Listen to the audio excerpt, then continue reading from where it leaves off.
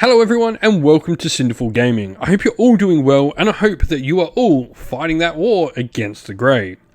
In today's video we have another Warhammer Black Library story to review for you. In today's Black Library review we're returning to the Horus Heresy with book number 2 in the series False Gods.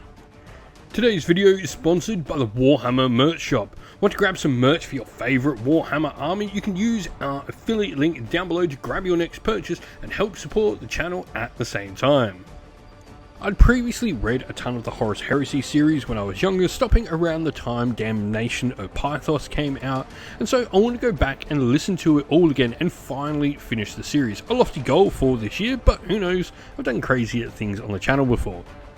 McNeill is a Black Library legend, having written many popular stories in the Warhammer settings like Storm of Iron, the Oral Ventrals series, and Priest of Mars series as well, which is a personal favourite. And as always, I do like to listen to these Black Library fiction in audio format while I'm editing some YouTube videos or doing some other hobby like painting or building some new miniatures.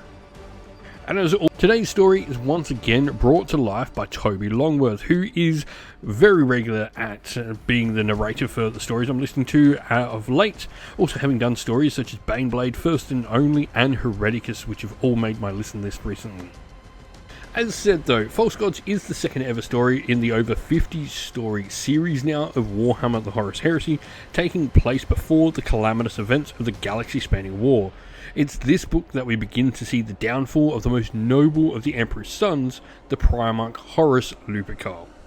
Having read this before audiobooks were a thing over 10 years ago now, I did have some idea of what to expect, though there were a few little tidbits I'd forgotten about, such as the mute servant of Horus's personal romancer, or the events on the embarkation deck leading to the events that will mysteriously unfold on a future battlefield with some repercussions within the story. Books you've read so long ago, especially those you read when young, I was a teenager when I read this originally, don't always stand the test of time and are maybe more fondly remembered than what they deserve. For me, this book certainly holds up.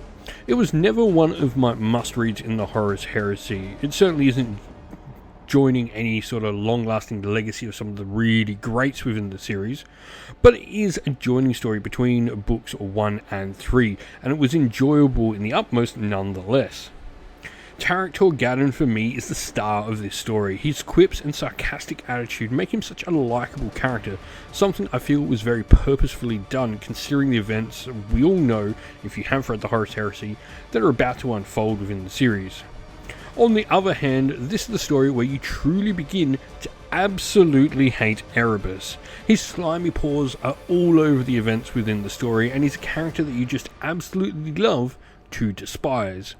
What's worse is we all know that Erebus is still alive and kicking in current 40k timeline, which means every single time you think he's going to get his comeuppance, you're always left knowing he'll eventually survive in the end anyway. Another storyline that's really great within this is Euphrates Killer. I actually named my own Dalmatian, my dog, Killer, after this very character back in the day, and she's still around today. In this, we see the beginnings of the cult of the Emperor of Mankind take root within the Crusade fleets, something that will only be given more strength in the books to come. In summary though, while this book is very much the middle of a 3-part story, the initial beginnings of the Horus Heresy, it's a very, very solid book. 4 out of 5 stars, can't really give it any lower, but also it's not one of the greatest of the Heresy. It's well done and is such an important part of the setup of the story we're about to embark upon. If you'd like to check out some of those mentioned Heresy greats I'm talking about, you don't want to miss titles personally like First Heretic, Legion, or No Fear. And so that is our review of the story for you. We hope you enjoyed it. Once again, don't forget to drop a comment down below. Let us know what you enjoyed about it. Give us a like, subscribe, and turn on your bell notifications for all the good things from the channel. Stay safe everyone, stay well, and most of all, keep fighting that war against the grey. Ciao for now.